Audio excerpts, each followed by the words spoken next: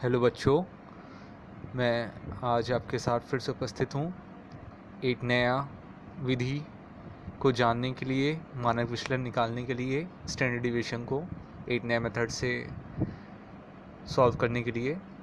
आज हम continuous series को समझेंगे, स्टैंडर्ड डिवीजन कंटिन्यूस सीरीज़ में कैसे निकालते हैं, और उसके पहले मेथड जो कि डायरेक्ट मेथड है उसका एक सवाल को सॉल्व करने की कोशिश करेंगे। जैसा कि मैंने पिछली कुछ वीडियोस में आपको स्टैंडर्ड डिवीजन के पहले मेथड, इंडिविजुअल मेथड, फिर बाद में डिस्क्रीट सीरीज़, उसके बारे में बताया था। इंडिविजुअल सीरीज़ में मैंने आपको बताया था कि इंडिविजुअल सीरीज़ में जो आपका सीरीज़ होता है, चर होता है, वो एक ही दिया होता है, उसके अलावा उसकी आवृत्ति नहीं दी होती है, फ्रिक्वेंसी उसमें नहीं दी होती है। जब आपको सिर्फ आंकड़ा दिया रहे और आंकड़े के आधार पे आपको मीन निकालने को, स्टैंडर्ड डिवीजन को निकालने को कहा जाता है, तो वो सिर्फ इंडिविजुअल सीरीज़ कहलाएगा।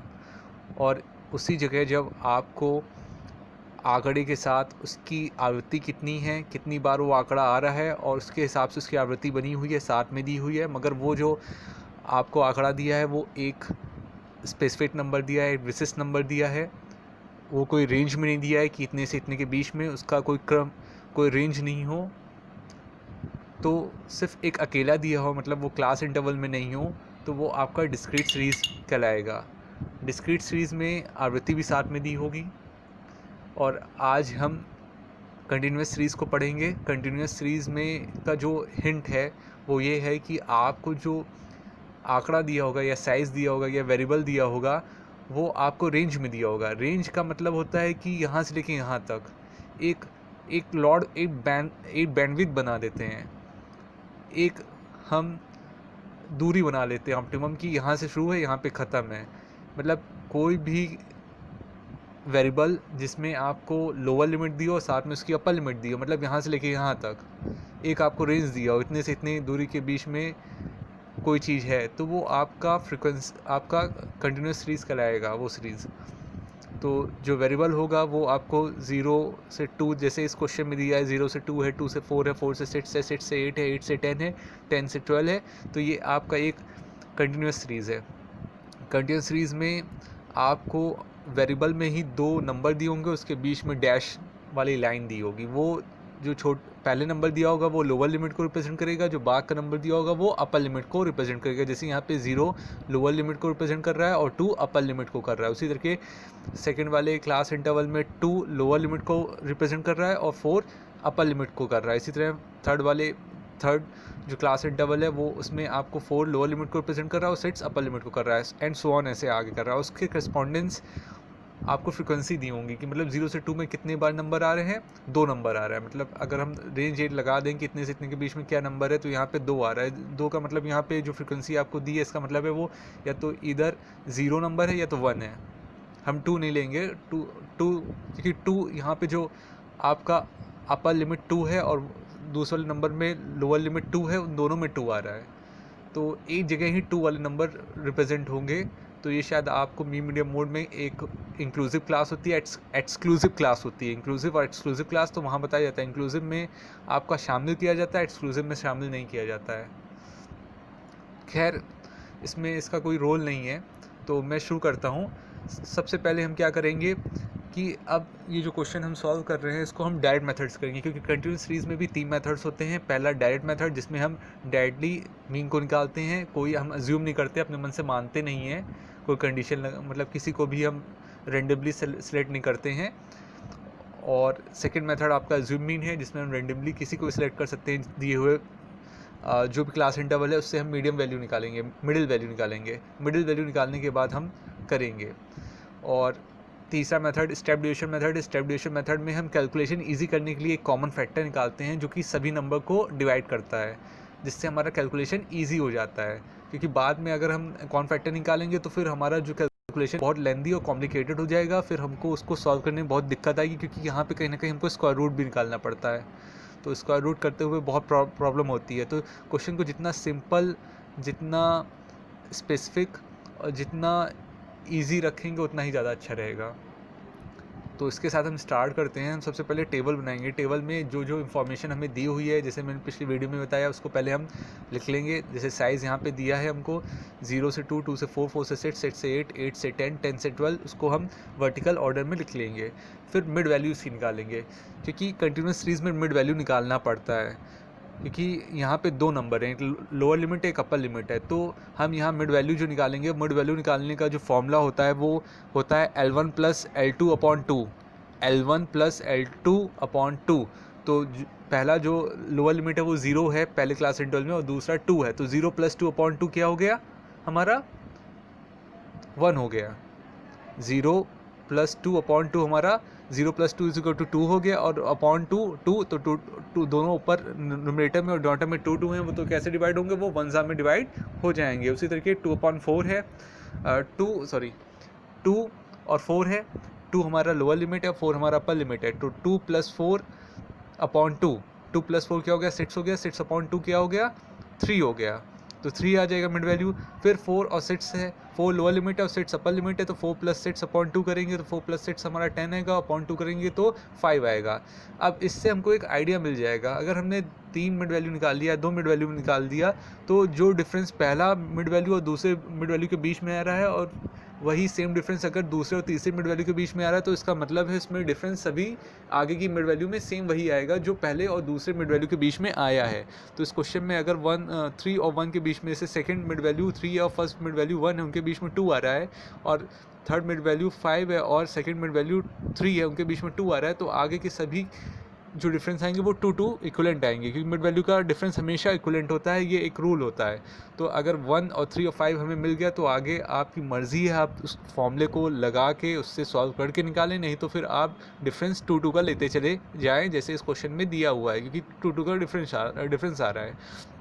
तो यहाँ 1 3 5 मिला है, तो नेक्स्ट नंबर फिर 7 ही मिलेगा, क्योंकि 2 के डिफरेंस के हिसाब से, और फिर 2 उसमें ऐड कीजिए, मतलब हर नंबर में 2 ऐड करते जाएंगे तो आगे के नंबर हमको मिड वैल्यू के मिलते चले जाएंगे, उसको हम वर्टिकल ऑर्डर में लगाते चले जाएंगे। तो 7 के बाद 9 मिला, 9 के बाद 11 मिला। और चाहे आप इसको करके भी देख सकते हैं एक बार चेक करने के लिए, वेरीफाई करने के लिए। 6 प्लस 8 अपॉन 2 करेंगे तो 6 प्लस 8 होता है 14, 14 अपॉन 2 करेंगे तो 7 आया। 8 प्लस 10 अपॉन 2 किया तो ये आ गया हमारा 18 डिवाइड बाई 2, 9 आ गया। 10 प्लस 12 अपॉन 2, क्योंकि 10 हमारी लोअर लिमिट है और 12 हमारी अपर लिमिट है, तो lower limit plus upper limit upon 2, तो वो हमारा 11 हो जाएगा। 22 अपॉन 2 जो कि 11 आ जाएगा। फिर फ्रीक्वेंसी हमें जैसे क्वेश्चन में दिया, उसको हम उस तरह वर्टिकल ऑर्डर में लिख लेंगे, उसके सामने करस्पॉन्डिंग वैल्यूज़ को उतार देंगे, तो 2 4 6 4 2 6 आया। फिर हम इस क्वेश्चन में क्योंकि एक्चुअल मीन मेथड है, तो एक्चुअल मीन मेथड में हम हमेशा कोई एज्यूम नहीं करते वैल्यू को, हम निकालते हैं। निकालने के लिए, क्योंकि यहाँ पे हमें फ्रीक्वेंसी भी दी है और साथ में हमने मिड वैल्यू निकाल दिया है, क्योंकि हम क्लास इंटरवल में कुछ नहीं करते हैं, हम यहाँ पे क्लास इंटरवल्स को कन्वर्ट करते हैं मिड वैल्यू में, और मिड वैल्यू को यूज़ करते हैं फ्रीक्वेंसी के साथ मीन निकालने के लिए। क्योंकि डायरेक्ट मेथड में जो मीन का फॉर्मूला होता है वो होता है mean is equal to summation FM upon n, summation FM upon n। तो FM निकालना पड़ेगा, तो FM निकालने का मतलब हो गया है frequency into mid value, frequency into mid value. तो फ्रीक्वेंसी को मिड वैल्यू से मल्टीप्लाई करेंगे तो हमको मिड वैल्यू के वैल्यूज़ हम निकाल कर रखे हैं, फ्रीक्वेंसी हमने कॉपी में उतार लिया है, आपस में दोनों को मल्टीप्लाई करेंगे हर एक इंडिविजुअल नंबर का, और जो आएगा उन सभी को ऐड कर देंगे, साथ में सबमिशन करेंगे तो एडिशन कर देंगे। तो 1 इंटू 2 किया 2 आया, 3 इंटू 4 किया तो 12 आया, 5 इंटू 6 करेंगे 30 आएगा, 7 इंटू 4 28 आएगा, 9 इंटू 2 18 आएगा, 11 इंटू 6 करेंगे 66 आएगा। तो इस तरीके हमने इंडिविजुअल सभी हमने FM निकाल लिया है, सभी इंडिविजुअल नंबर को मल्टीप्लाई करके उनका हमने प्रोडक्ट निकाल दिया। तो multiple of mid value and frequency heading जो हमने लिखा FM, और उन सभी को हमने ऐड कर लिया, जो हमें समीशन FM मिल गया, और सभी को ऐड कर लिया। तो ऐड करेंगे, यहाँ पे ऐड करने पे 156 आ रहा है। उसी तरह हम फ्रीक्वेंसी भी ऐड करेंगे, कि फ्रीक्वेंसी कहीं ना कहीं हमको लिखना पड़ेगा जब हम मीन निकालने होंगे, और स्टैंडर्ड डिविएशन में भी के फॉर्मूले में भी लिखना पड़ेगा, क्योंकि स्टैंडर्ड डिविएशन और मीन के फॉर्मूले में जो डिनोमिनेटर में जो नंबर होता है वो हमारा फ्रीक्वेंसी ही होता है। तो फ्रीक्वेंसी n यहाँ पे सम ऑफ फ्रीक्वेंसी होता है, इसको याद रखिएगा। जब भी कंटिन्यूस सीरीज़ का क्वेश्चन हम करेंगे तो वहाँ पे हमारा जो फ्रीक्वेंसी होगा वो सम ऑफ फ्रीक्वेंसी होगा, मतलब सम ऑफ ऑल ऑब्जर्वेशन होगा, ना कि काउंट ऑफ ऑब्जर्वेशन या या हम उसकी काउंटिंग नहीं करेंगे। जैसे हम इंडिविजुअल सीरीज़ में काउंट करते थे नंबर्स को, काउंटिंग ऑफ नंबर्स नहीं करेंगे, ना काउंटिंग ऑफ ऑल ऑब्जर्वेशन करेंगे, वो सिर्फ इंडिविजुअल सीरीज़ में करते थे। एन का मतलब, यहाँ पे एन का मतलब कंटिन्यूस सीरीज़ और डिस्क्रीट सीरीज़ में एन का मतलब होता है सम ऑफ फ्रिक्वेंसी। तो इसको कर लिया हमने, एन निकाल लिया, एन की वैल्यू 24 आ गई। अब हम आगे, मैंने आपको बार बार जितनी भी वीडियोस में बना रहा हूँ स्टैंडर्ड डिविएशन में, बार बार मैं आपसे ये कहता आ रहा हूँ कि डिविएशन, जो यहाँ पे हम डिविएशन निकालते हैं स्टैंडर्ड डिविएशन के, जब हम क्वेश्चन करते हैं तो उसमें हमको डिविएशन निकालना ही निकालना है। तो ये चीज़ तो आप दिमाग में डाल दीजिए कि आप स्टैंडर्ड डिविएशन का क्वेश्चन एग्जाम में करेंगे तो आपको डिविएशन निकालना ही पड़ेगा, क्योंकि डिविएशन निकालने के बाद हम उसका स्क्वायर करेंगे। क्योंकि स्टैंडर्ड डिविएशन का फॉर्मूला भी होता है कि वो आपका स्क्वायर होता है स्क्वायर रूट का। तो आपको स्क्वायर रूट तो करना ही पड़ेगा। डिविएशन का स्क्वायर रूट होता है, स्टैंडर्ड डिविएशन जो होता है वो डिविएशन का आपका स्क्वायर का स्क्वायर रूट होता है। डिविएशन का स्क्वायर रूट होता है। तो डिविएशन निकालने के बाद उसका स्क्वायर करेंगे तभी तो स्क्वायर रूट निकालेंगे आगे जाके। तो यहाँ पे हम सबसे पहले डिविएशन निकालेंगे। तो डिविएशन जो निकालेंगे वो मीन वैल्यू से निकालेंगे। मीन वैल्यू हम कैसे निकालेंगे, मीन निकालने पे ही मीन की वैल्यू मिलेगी यहाँ पे, क्योंकि एक्चुअल मेथड आप यूज़ कर रहे हो बच्चों। तो एक्चुअल मेथड में पहले मीन निकालते हैं। तो मीन हमने यहाँ पे सबमिशन एफ निकाल लिया है। सबमिशन एफ की वैल्यू 156 आ रही है और फ्रिक्वेंसी को हमने सभी को ऐड कर लिया है जो कि हमारी 24 आ रही है। तो जो मीन का फॉर्मूला होता है वो सबमिशन एफ अपॉन एन होता है। तो 156/24 लिखेंगे, जिसको हम डिवाइड करेंगे। अब ये तो आपको डिवीजन करना आता ही है, 6.5 आ जाएगा। तो ये हमें मीन की वैल्यू मिल जाएगी, ये एक्चुअल मीन की वैल्यू मिलेगी। तो आपको अब ये जो वैल्यू 6.5 आई है, इस वैल्यू को, ये मतलब इस वैल्यू को आपको घटाना है। आप जो मिड वैल्यू आया है, मिड वैल्यू में से इस वैल्यू को घटाना है। ये जो वैल्यू हमें 6.5 मिली है, इसको हम घटाएंगे, इसको सब्ट्रैक्ट करेंगे मिड वैल्यू से। और मिड वैल्यू हमें पता है सबसे पहले नंबर की 1 है। तो अब आपको पता है, मैंने बताया डिविएशन का मतलब D H is equal to X's minus X's bar. X's bar यहाँ एक्चुअल मीन है, एट्स माइनस एट्स बार। एट्स की वैल्यू यहाँ पे मिड वैल्यू क्या है, एम है, एट्स माइनस एट्स बार है। एट्स को यहाँ आप मिड वैल्यू से रिप्रेजेंट करेंगे, याद रखिएगा यहाँ पे मिड वैल्यू हमारी एट्स है। तो 1 माइनस हम 6.5 करेंगे तो माइनस 5.5 आएगा। 3 माइनस 6.5 करेंगे तो माइनस 3.5 आएगा। 6 माइनस 6.5 करेंगे तो हमारा 5 माइनस 6.5 करेंगे तो माइनस 1.5 आएगा। 7 माइनस 6.5 करेंगे तो प्लस 0.5 आएगा। 9 माइनस 6.5 करेंगे तो प्लस 2.5 आएगा। 11 माइनस 6.5 करेंगे तो प्लस 4.5 आएगा। तो इस तरीके से कुछ वैल्यू आपकी निगेटिव आ जाएगी, कुछ वैल्यू पॉजिटिव में आ जाएगी। अब क्योंकि निगेटिव है पॉजिटिव है, तो यहाँ पे सबसे अच्छी बात यह है कि ये जब स्क्वायर हम निकालते हैं तो सब वैल्यू पॉजिटिव में आ जाती है। तो बस इसमें ध्यान रखिएगा आप। अब स्क्वायर हम डिविएशन का निकालेंगे। जब स्क्वायर डिविएशन का निकालेंगे तो जो वैल्यू हमने डिविएशन की निकाली है उसको सेम नंबर से मल्टीप्लाई कर देंगे और उनकी वैल्यू सब पॉजिटिव में कन्वर्ट हो जाएगी। पॉजिटिव वाली तो पॉजिटिव ही रहेगी मगर निगेटिव वाली भी पॉजिटिव में आ जाएगी। तो माइनस 5.5 इंटू माइनस 5.5 क्या हो जाएगा, 30.25 हो गया। माइनस 3.5 इंटू 3.5 ये वैल्यू 12.25 हो जाएगी। माइनस 1.5 इंटू माइनस 1.5 ये हमारी 2.25 वैल्यू आ जाएगी।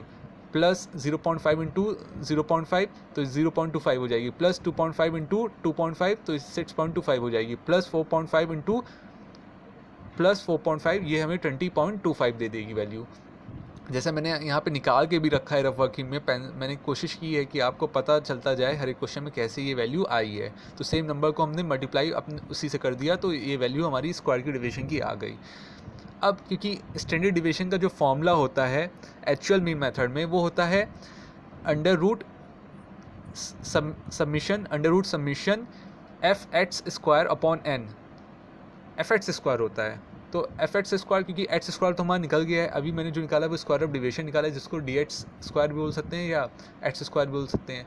अब क्योंकि यहाँ पे न्यूमरेटर में जो वैल्यू है वो सबमिशन एफ एक्स स्क्वायर है, तो सबमिशन का मतलब तो एडिशन है, सभी को जोड़ देना।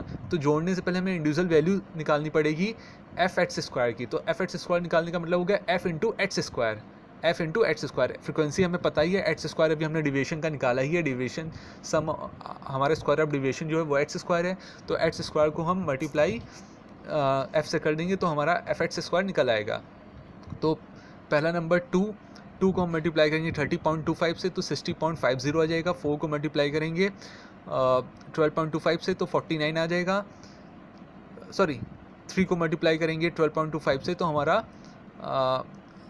सॉरी 4 को मल्टीप्लाई करेंगे 12.25 से तो हमारा 49 आ जाएगा। सेट्स को हम 2.25 से मल्टीप्लाई करेंगे तो 13.50 आ जाएगा। फिर हमारी फ्रिक्वेंसी 4 है, 4 को मल्टीप्लाई करेंगे 0.25 से तो 1 आ जाएगा। फिर हमारी फ्रिक्वेंसी नेक्स्ट लाइन में 2 है, 2 को 6.25 से मल्टीप्लाई करेंगे तो 12.50 मिल जाएगा। फिर लास्ट में हमारी फ्रिक्वेंसी फिर 6 है, तो 6 को हम मल्टीप्लाई करेंगे 20.25 से जो स्क्वायर ऑफ डिवीजन है तो हमें मिल जाएगी 121.50। तो ये वैल्यू मिल जाएगी। अब जितनी ये वैल्यू आई है इंडिविजुअल उन सभी को ऐड कर लेंगे तो वो सबमिशन मिल जाएगा हमें एफ स्क्वायर का जो कि 258 आ रहा है।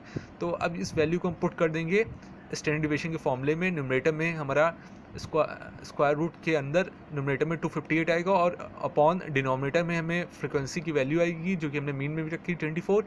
फिर हम इसको डिवाइड कर लेंगे, सिंप्लीफाई करेंगे तो ये 10.75 आएगा। फिर हम इसका स्क्वायर रूट निकाल लेंगे तो ये वैल्यू हमें 3.28 मिल जाएगी और इस तरीके से हम स्टैंडर्ड डिवीजन की वैल्यू 3.28 निकाल देंगे। तो ये बहुत सिंपल सा क्वेश्चन है डैट मेथड से।